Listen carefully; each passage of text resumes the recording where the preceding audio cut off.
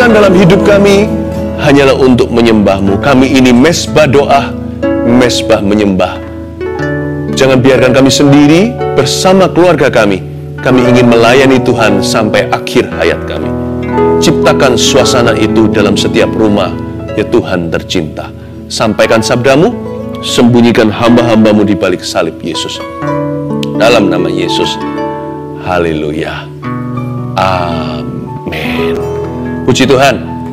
Mari kita buka Alkitab kita. Hari ini kita akan belajar tentang keluarga. Kalau Anda belum subscribe di YouTube kami ini, silahkan, supaya menjadi berkat buat Anda senantiasa. Hari ini judulnya adalah Bahagia Keluarga Kristen. Saya tambahi satu subtema, subtitlenya begini, 2 racun, 3 sempurna. Apa maksudnya? Ada 2 racun yang harus dihindari kalau family mau happy. Tapi 3 sempurna ini asal ada 1 aja, pasti cepat lambat 3-3-nya ada. Tidak ada keluarga sempurna, saya mengerti. Saya tahu, semua keluarga pasti ada kekurangannya, termasuk keluarga hamba Tuhan sekalipun. Tapi asal ada 3 hal ini dalam keluarga itu akan bertumbuh dan sempurna di mata Kristus. Jadi ada ternyata keluarga sempurna itu, yaitu keluarga yang bertumbuh, keluarga yang semakin taat, keluarga yang semakin besar kasihnya. Bahagia keluarga Kristen, 2 racun, 3 sempurna, Kolose 3 ayat 5-17. Judulnya di sini manusia baru. Rasul Paulus menulisnya kepada jemaat di Kolose. Yang nanti di bawah lagi yang kita tidak bahas hari ini adalah hubungan antara anggota-anggota rumah tangga. Jadi Paulus memang konteksnya keluarga. Ayat 5. Di Lembaga Alkitab Indonesia, Alkitab di tangan kita ini, judulnya manusia baru. Mari kita baca dari situ ya. Karena itu matikanlah dalam dirimu segala sesuatu yang duniawi, yaitu percabulan, kenajisan, hawa nafsu, nafsu jahat, dan juga keserakahan, yang sama dengan penyembahan berhala. Jadi dosa berat. Semuanya itu mendatangkan apa? Murka Allah atas orang-orang durhaka. Dahulu kamu juga melakukan hal-hal itu ketika kamu hidup di dalamnya. Berhenti di sana. Demi kebahagiaan dan keutuhan keluarga kita masing-masing, anggota keluarga terdiri dari papa, mama, dan anak-anak pula. Gak punya anak pun, kalau itu suami istri, di mata Tuhan tetap utuh satu family. Pokoknya, kalau kita anggota keluarga seseorang, kita mengambil peran, tidak boleh egois hidup bagi diri sendiri.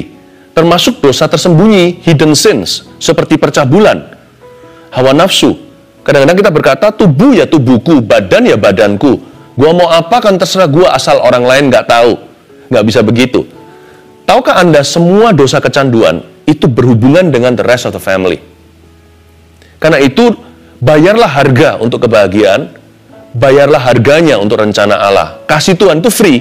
Rancangannya ada harga yang harus kita bayar. Supaya kita berjalan dalam rencana Tuhan, harus ada ketaatan karena Tuhan tidak pernah memaksa. Itulah sebabnya bayarlah semua harga untuk menghindari 1 racun pertama, dosa seks. Dosa seks itu di sini bukan hanya perzinahan, kenajisan semua, tapi percabulan juga, masturbasi, pornografi, segala bentuk kompromi. Karena barang siapa melakukan dosa seks, baik dengan seorang manusia lain, ya kan, dengan lawan jenis, atau lebih ngeri lagi dengan sesama jenis, atau diri sendiri, solo istilahnya, tidak ada orang lain terlibat kecuali dirinya. Apapun itu juga, siapa yang melakukan dosa itu, sang pendosa akan terisolasi di dalam hatinya, teralienasi, alienated. Artinya, dia akan segera sesudah dia berdosa dan jatuh dalam kubangan, emosinya akan terputus, dia akan putus batin dengan sisa keluarganya, dengan semua yang lainnya. Akan ada sesuatu yang patah, bukan hanya dalam hubungan dengan Allah, tapi hubungan dengan anggota keluarga yang lain. Terlebih lagi kalau itu kepala keluarga. Karena itu jangan main-main, tubuhmu adalah bait suci. Persembahkan sebagai persembahan yang benar, persembahan yang hidup dan berkenan kepada Allah. Badan kita ini bukan milik kita sendiri. Tubuh kita adalah bait Allah, artinya hidupku bukannya aku lagi, tapi Yesus dalamku. Bukan hanya itu, tapi kita ini hidup selalu dalam community. Komunitas yang paling kecil, unit paling rendah adalah family. Unit yang paling sederhana itu keluarga. Apa yang kita lakukan kepada badan kita, entah itu narkoba, rokok termasuk, nikotin, apapun juga yang sifatnya candu, atau yang merusak tubuh, merusak jiwa, itu merusak keluarga. Jangan pernah berkata, urusan gua. Selalu ada hubungannya, karena Alkitab berkata, dia mendatangkan murka. When you play with this sin, you jeopardize your whole entire family and loved ones. Kalau kita bermain-main dengan dosa ini, kita sedang mempertaruhkan seluruh family. Mau nggak mau, sesuatu terjadi di dalam alam rohani. Pasti ada peperangan yang eskalasi. Peperangan rohani yang nggak perlu terjadi. Ya, itulah sebabnya dibutuhkan lebih banyak terang di dalam setiap family. Kalau bisa semakin sedikit kegelapan. Dengan satu orang jatuh, kegelapan semakin bercokol di sana. Bisa nggak dimenangkan kembali? Bisa nggak dikalahkan? Bisa nggak kutuknya dicabut? Bisakah terjadi pengampunan? Of course, tentu bisa. Darah Yesus bisa menghapus apa saja semua noda. Tapi peperangannya pasti bertambah. Karena kita menabur yang salah. Be careful ya. Malah menurut saya ya, kalau orang jatuh di area kebiasaan buruk, tersembunyi lagi, orang itu seharusnya minta maaf sama the rest of the family. Karena badannya bukan miliknya, tapi milik seluruh keluarganya. Tahukah bahwa kita adalah pintu masuk setan? Kita juga bisa jadi tentunya pintu masuk Tuhan. Makanya Paulus bilang apa?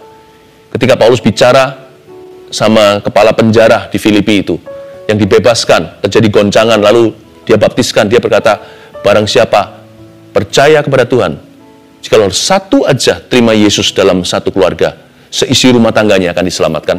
Kita ini pintu masuk Tuhan atau pintu masuk setan? Pilihlah hari ini. Hindari dosa seks. Racun pertama, jangan main-main di sana. Apalagi kalau perselingkuhan. Apalagi kalau ada simpanan. Ya nggak ada dosa besar, dosa kecil, semua dosa sama saja. Konsekuensinya yang berbeda. Kalau melibatkan orang lain, ya pasti ada orang lain yang dirugikan. Tentunya ada pemberesan yang lebih besar. Tapi di mata Tuhan, semua dosa adalah kejatuhan. Tapi kita diberi Roh Kudus. Nah sekarang saya ngomong begini bukan supaya membuat Anda tertuduh, tapi memberi jalan keluar. Ini solusinya. Minta maaf sama Tuhan Yesus. Akui dosamu. 1 Yohanes pasal 1. Barang siapa mengaku dosanya, Allah itu setia dan adil pula. Dia akan mengampuni kita dari segala dosa kita dan menyucikan kita dari segala kejahatan kita. Kita punya satu perantara. Kita dengar firman Tuhan supaya jangan jatuh dalam dosa. Tapi kalau kita jatuh dalam dosa, kita punya seorang pembela. Asal sana bertobat sungguh-sungguh, asal kita menyesal dan kita mengakui dosa kita minta tolong sama Roh Kudus, Dia akan bebaskan kita. Jadi kabar baiknya dari saat teduh ini, there is a way out. Tapi firman ini juga berbicara kepada kita yang selama ini mungkin tidak menganggap ini serius. Kita kira di dunia yang individualistis ini, kita mengira apa yang kulakukan pada diriku sendiri itu urusanku. Ternyata salah. Ternyata kebenarannya begini, ada hukum rohani. Lanjut ayat 8. Racun kedua saya beritahukan. Tetapi sekarang, buanglah semuanya ini. Yaitu marah, geram, kejahatan, fitnah, dan kata-kata kotor yang keluar dari mulutmu. Ini satu jenis semua. Jangan lagi kamu saling mendustai, karena kamu telah menanggalkan manusia lama serta kelakuannya. Dan telah mengenakan manusia baru yang terus-menerus diperbaharui untuk memperoleh pengetahuan yang benar menurut gambar Kristus, gambar kaliknya. Dalam hal ini tiada lagi orang Yunani atau orang Yahudi, orang bersunat atau orang tidak bersunat, orang barbar atau orang skit, budak atau orang merdeka, tetapi Kristus adalah semua dan di dalam segala sesuatu. Racun kedua, hindari apapun harganya, namanya dosa lidah. Wah, ini koleksinya di ayat 8 jelas sekali. Ditambahi lagi di ayat 11 tentang tidak ada orang Yahudi, Yunani, orang bersunat, tidak bersunat, barbar, skit, budak, merdeka. Dari dusta sampai rasisme, kata-kata yang sifatnya prejudisme, diskriminasi, kata-kata yang melukai, bunuh karakter, fitnah, gosip. Dosa lidah itu beda dengan dosa seks yang saya sebutkan tadi. Barang siapa melakukan percabulan, dia berdosa terhadap tubuhnya sendiri. Gambar dirinya kan rusak. Gambar diri sendiri tidak akan pernah pulih selama terus main-main dengan dosa itu. Tapi lidah biasanya merusak gambar diri orang lain. Dosa lidah itu bisa mengundang awan kelabu di dalam keluarga kita. Dosa lidah itu membawa atmosfer, bisa mengubah atmosfer yang baik-baik jadi negatif, jadi keruh, jadi suasana nggak enak. Karena itu hindari kata-kata amarah, kata-kata kotor, geram, kejahatan.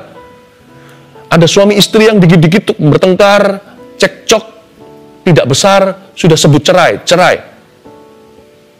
Kalau Tuhan tidak pernah pesankan perkataan itu, Anda ucapkan, tidak ada berkat Tuhan di dalamnya. Jangan paksa Tuhan berkati apa yang salah. Sehingga Anda bertanya-tanya, kenapa ya? Pernikahan saya kok susah? Lalu kecewa sama Allah. Bukan. Bagaimana Allah bisa memberkati sesuatu yang Allah perintahkan jangan? Tuhan tidak pesan ini kita lakukan, lalu kita paksa Tuhan berkati. Jangan kecewa sama Tuhan. Berhentilah mengucapkan kata-kata yang mendukakan Roh Kudus di dalam rumah. Dikit-dikit cerai, dikit-dikit ngomong aku sudah mau berpisah sama kamu. Lalu nanti muncul lagi perkataan-perkataan yang sangat menyakitkan. Aku menyesal kawin sama kamu. Tuhan sembuhkan, kita lukai. Baru dibalut, langsung berdarah-darah lagi. Hentikan. Jangan izinkan setan bekerja terus di dalam rumah tanggamu. Dosa lidah ini juga bisa dikoreksi dengan lidah yang benar. Jadi kalau Anda mengucapkan sesuatu kata-kata, dicabut memang susah. Ya, mengutarakan sesuatu itu gampang, tapi sesudah itu orang yang mendengarnya, yang Anda lukai dengan perkataan itu akan susah melupakannya.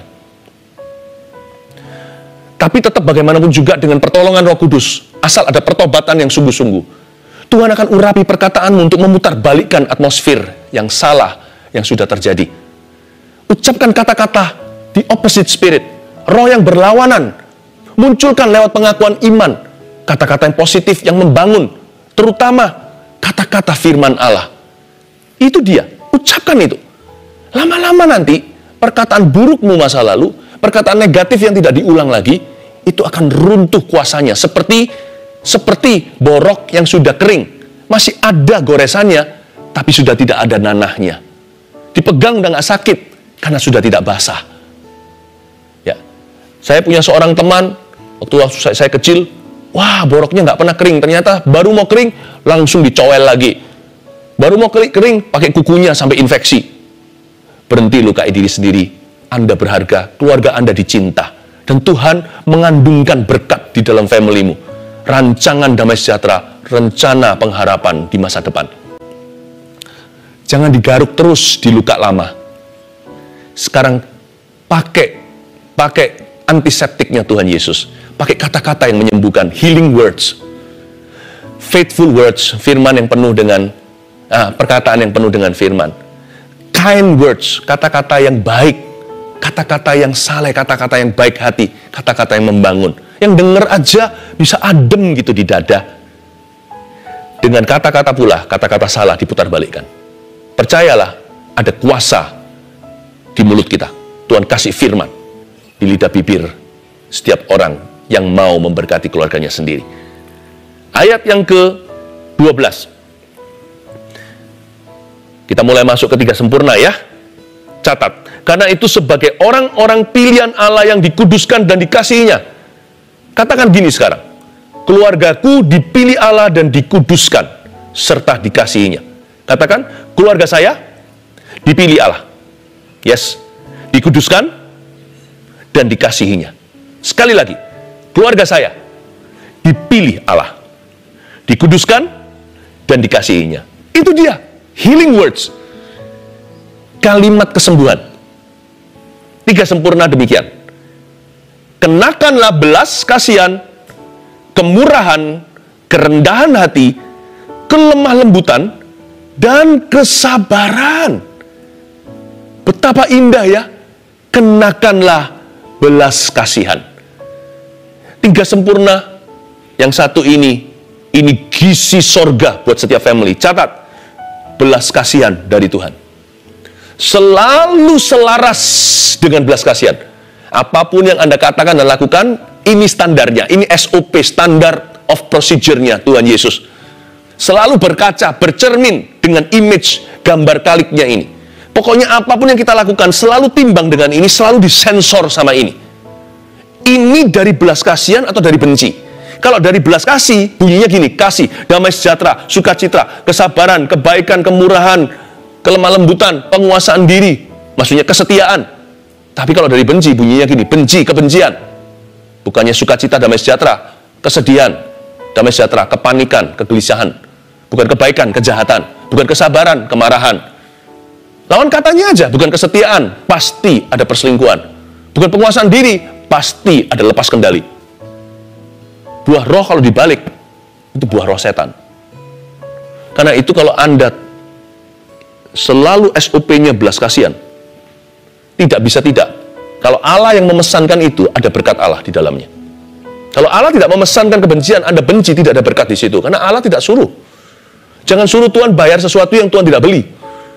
Tuhan beli di kayu salib itu bukan hanya nyawa kita supaya jangan masuk neraka, alias masuk surga, nama kita tertulis dalam kitab kehidupan, tapi yang Tuhan beli di kayu salib adalah buah roh di dalam kehidupan kita. Tuhan tidak pernah beli di atas sana lunasi untuk roh jahat. Dia lunasi untuk apa yang Roh Kudus punya di dalam kehidupan Anda dan saya. Supaya kita bisa jadi orang yang setia, supaya bisa mengerti kasih. Karena itu, taburlah belas kasihan dari Tuhan. Oleh karena itu, tapi Anda mungkin berkata, tapi susah pastor, susah saya untuk mengasihi. Siapa suruh Anda mengasihi dengan kasihmu? Sumbernya itu Yesus. Karena itu, di sini Paulus jelaskan di kata pertama, kenakanlah. Jadi, itu baju, itu bukan milikmu. Sesuatu yang foreign, sesuatu yang asing, bukan dari badanmu, bukan orisinil dari dirimu, tapi dari seseorang yang lain, yang meminjamkan kepada Anda. Kasih itu dipinjamkan. Kasih itu diberikan untuk Anda cuma-cuma. Dan minta sama Tuhan memberimu kasih untuk orang lain, bahkan yang membenci Anda, atau yang Anda benci sekaligus. Kenakanlah belas kasihan, berarti belas kasihan itu dari Tuhan. Kalau kita nggak tahan, kita selalu berdoa dulu dan berkata, doa itu kan mengisap susu sorga. Dan kita bisa berkata, Tuhan, aku nggak mampu mengasihi suamiku yang pernah selingkuh. Tapi, seperti Yesus gitu loh doanya. Bukan kehendakku yang jadi, tapi kehendakmu. Lalu Yesus dikuatkan oleh malaikat. Sekalipun peluhnya menjadi darah. Dia bergumul loh ya. Katakan, tetapi biar kehendakmu yang jadi, beriku kekuatan dan belas kasihan dari Tuhan untuk bisa mengasihi suamiku. Pinjamkan roti ya Tuhan, ku berikan orang yang mengetuk pintuku, sekalipun dia tidak layak untuk dibantu. Kenakanlah, it's not from you, it's from Him. Makanya penting kita fellowship dengan Tuhan Yesus, penting baca firman, penting soaking di dalam hadirat Allah. Karena bukan kita yang punya, Dia yang punya. Kita ini miskin adanya, tidak memiliki apa-apa. Hendaknya kita menyadari bahwa kita ini miskin di hadapan Allah. Belas kasihan juga artinya gini loh, kalau saya main dengan kata-kata ya. Jangan balas, tapi belas.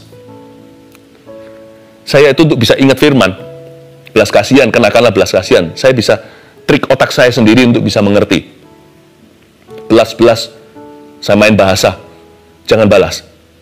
Saya selalu milih belas. Saya selalu memilih untuk mengasihi orang yang sama belasan kali per hari. Sekalipun dia tidak layak menerima. Itulah artinya belas kasih. Jangan merasa diri sudah punya belas kasihan kalau belum mengasihi orang yang sama belasan kali sehari. Atas kesalahan yang sama. Ya pastor ngomong gini mudah, lebih susah jadi orang membenci. Percaya nggak? Sesusah-susah mengasihi, lebih susah jadi orang yang membenci. So, you choose. I choose to be happy. I prefer my family would be happy. Karena itu saya harus menjadi makhluk kasih, bukan makhluk benci. Karena firman Tuhan berkata, buahnya kasih itu sukacita. Enak kan? Damai sejahtera, kesabaran, kemurahan, kebaikan. Wow, 3 aja, sebut aja kasih, damai sejahtera, sukacita. Enak sekali daripada kalau benci. Itu berarti kegelisahan dan kedukaan. Saya tidak mau itu. Saya mau ikut Yesus. Yang kedua, ayat 13. Sabarlah kamu seorang terhadap yang lain. Ampunilah seorang akan yang lain apabila yang seorang menaruh dendam terhadap yang lain. Ampunilah. Sama seperti comparisonnya ke Tuhan. Sama seperti Tuhan telah mengampuni kamu.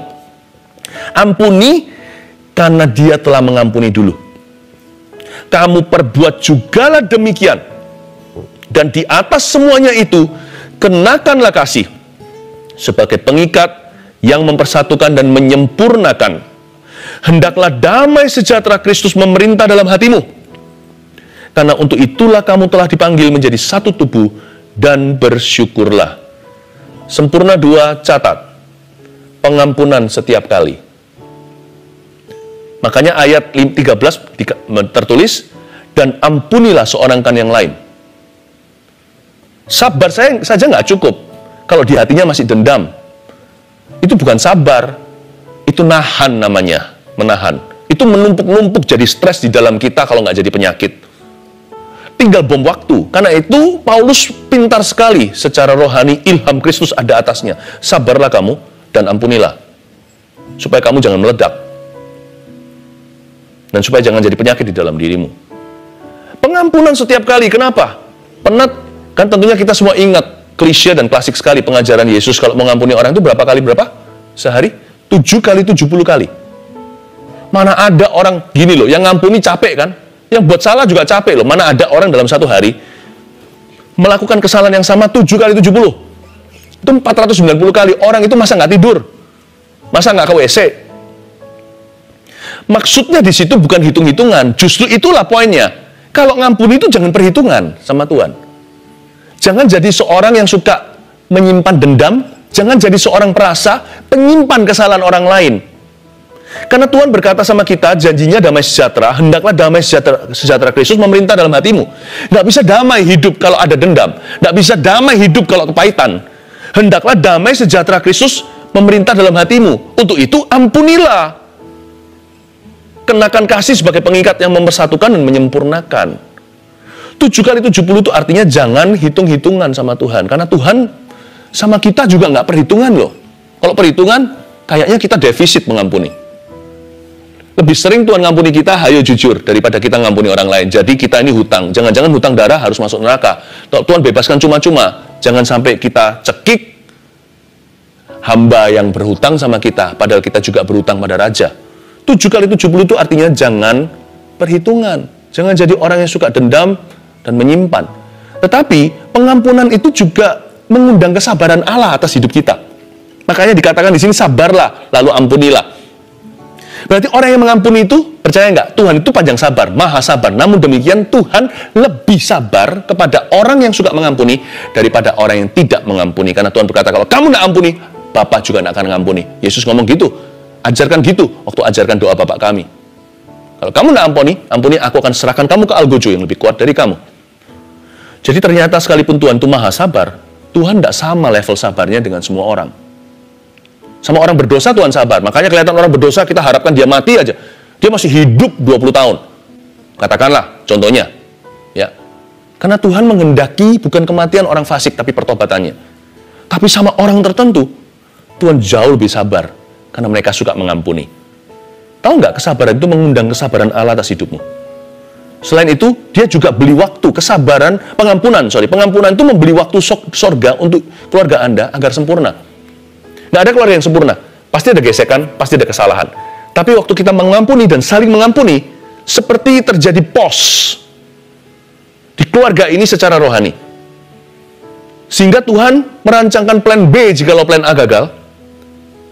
Dan keluarga itu dengan saling mengampuni, keluarga tersebut membeli waktu sorgawi agar disempurnakan oleh Allah. Entah di-hair lagi, tapi lain kali akan sukses karena kali ini dia bisa ngampuni. Berarti dia menerima kekuatan baru. Berarti dia berjalan dalam ketaatan. Ya. Nah hanya itu, tapi ketika mereka saling mengampuni itu, keluarga ini seolah-olah sempurna di mata Allah. Sekalipun mereka berbuat salah, asal mereka saling memaafkan, langsung di mata Tuhan sempurna. Seperti waktu Yesus berkata sudah selesai di kayu salib, kan masih banyak orang berdosa. Tapi di mata Tuhan, sekalipun keluarga ini belum sempurna, hari mereka memaafkan, saling mengampuni itu, Tuhan sempurnakan. Tuhan sempurnakan. Mereka seperti membeli waktu sorga untuk Tuhan bekerja lebih di kemudian hari, karena Tuhan berkenan saat mereka saling memaafkan. Makanya orang setelah mengampuni itu tambah dicinta sama Tuhan. Dan juga orang setelah diampuni, bukan hanya dicinta oleh Tuhan, dia juga merasa dikasihi. Amazing, pengampunan is amazing. Karena itu saya kasih 3 sempurna bagi keluarga yang sama sekali nggak sempurna. Pengampunan setiap kali. Do not commit less than that. Jangan komitmenmu kurang 1 iota pun dari itu. Jangan kurang 1 step, 1 langkah dari sana. Mengampuni itu every time, setiap kali. Setiap kali we are given a choice, kita diberikan suatu pilihan. To forgive or to not forgive. Untuk mengampuni atau tidak mengampuni. Every time, setiap kali, pilihlah mengampuni. Maka Anda sempurna di mata Allah.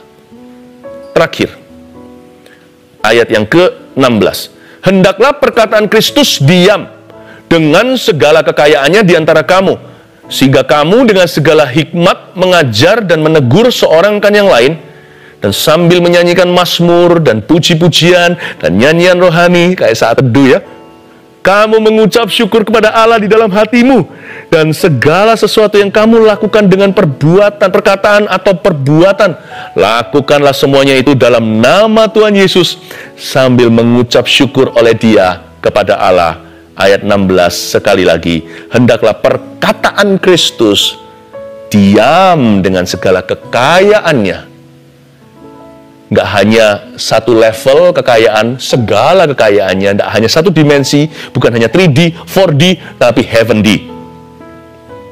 Ya, tapi semua dimensi di antara kamu, sehingga kamu dengan segala hikmat, kata-kata hikmat itu mengajar, bahkan menegur, nggak hanya yang enak-enak saja, tapi waktu nggak enak pula, seorang kan yang lain, dan sambil menyanyikan mazmur dan puji-pujian, nyanyian rohani, kamu mengucap syukur kepada Allah di dalam hatimu. Yang ketiga, apa yang menyempurnakan keluarga? Perkataan membangun yang disengaja. Itu dia. Bayar harganya. Mungkin harganya murah, tapi kerasa berat. Karena kikuk dan kaku. Karena itu tidak sesuai dengan tradisi rumah tangga selama ini. Susah bilang I'm sorry atau I love you. Udah deh, bayar aja harganya, nggak seberapa kok.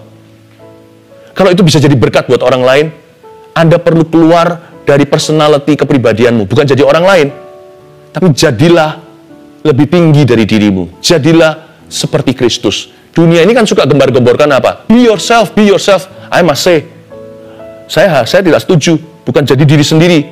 Meskipun saya percaya kita jangan jadi seperti orang lain atau mencoba copy. Enggak. Saya tidak mau ikuti cara dunia filsafatnya yang kosong. Jadilah dirimu sendiri. Saya selalu tekankan, not just to be yourself, but to be your Christ-like self. Tidak menjadi dirimu sendiri, tapi menjadi dirimu yang seperti Kristus. Lebih tinggi dari dirimu hari ini.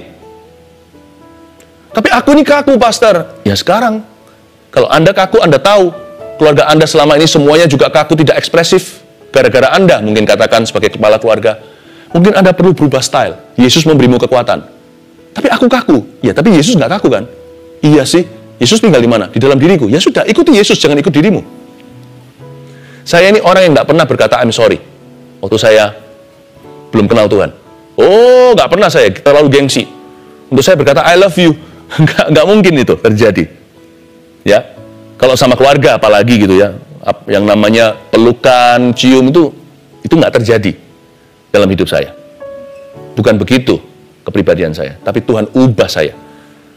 Hidupku yang sekarang ini tidak seperti aku, tapi seperti apa yang Yesus gambarkan, gambar kaliknya untuk diriku. Ayo mendaki bukit itu. Perkataan, kalau itu adalah harga murah yang harus kau bayar. Apalagi seringkali yang kaku itu papa sama putra, father and son. Wah, itu kaku pol. Orang Surabaya bilang begitu. Itu kaku sekali. Udah nggak pernah lah. Nggak pernah. Apapun juga nggak pernah ada suatu afirmasi, pengakuan, peneguhan. Mungkin dikatakan good job, apa segalanya. Rasanya itu kayak nggak bisa keluar mulut kata-kata itu. Padahal kita tahu, kata-kata itu anak kita akan senang mendengarnya. Atau papa kita akan sangat bangga diucapkannya. Mungkin waktu diucapkan tidak ada ekspresi, karena gengsi atau karena risih. Tapi lihat ya, setahun kemudian itu menjadi kenangan indah atau sweet memory. Mother and daughter. Mama dan putrinya. Juga sama. Atau bisa jadi juga, saya nggak bisa kotak-kotakkan ini ya. Bisa jadi seorang putra dengan maminya. Atau seorang ayah dengan putrinya, dengan anak perempuannya. Rasanya nggak pernah ekspresif gitu loh. Nggak usah gini-gini, risih dan sebagainya. Karena papanya itu macho man sekali. Nggak pernah bisa ketemu. Ada sesuatu yang nggak kesambung. Sekalipun Kristus mengasihi semua orang, sekalipun ada kasih Yesus di rumah itu, selama perkataan tidak dirilis dalam segala dimensi kekayaan hikmatnya, selama kata-kata hikmat itu nggak tentu kedengarannya pintar, tapi kata-kata yang pas kena ke hati, yang akan membangun anggota keluargamu itu. Apa susahnya sih jadi tukang posnya Tuhan? Kirim surat Tuhan lewat dirimu, lewat perkataanmu. Tuhan mau pinjam cintamu, ekspresimu, untuk salurkan cintanya. Tidak perlu atasnamakan Tuhan Yesus. Yesus mengasihimu nak. Itu biasa. Itu loh, dengarkan pendeta. Pendeta bilang, Yesus mengasihi Anda, mengasihi kamu. Yang dia butuhkan sekarang bukan Yesus cinta padamu. Yang dia butuhkan sekarang, Papa sayang enggak sama aku. Itu dia. Selama perkataan itu nggak pernah dirilis, ada satu dimensi kekayaan Kristus akan hilang dari kehidupan anggota keluarga Anda. Saya harap ini akan membuat keluarga Anda sempurna. Ada orang yang berani bayar harga. Oke? 3 hal apa? 3 sempurna. 2 racun dulu. Racun di tangan kananku, ya kan? Tangan kiriku, madu di tangan, gimana? Udah lagu lama itu. Racun di tangan kananku, madu di tangan kiriku. Itu lagu lama sekali. Mungkin sebagian anak di sini, sebagian orang sebagian besar nggak akan tahu. Hari ini Anda pilih racun di tangan satu, sempurna di tangan satunya. Pilih yang mana? 2 racun yang pasti akan meracuni keluarga dan mengkamirkan dosa seks. Termasuk saya masukkan semua candu, rokok, nikotin, semua. Oke. 2, dosa lidah. 3 sempurna apa? Belas kasihan dari Tuhan. 2, pengampunan setiap kali. 3, perkataan membangun yang disengaja.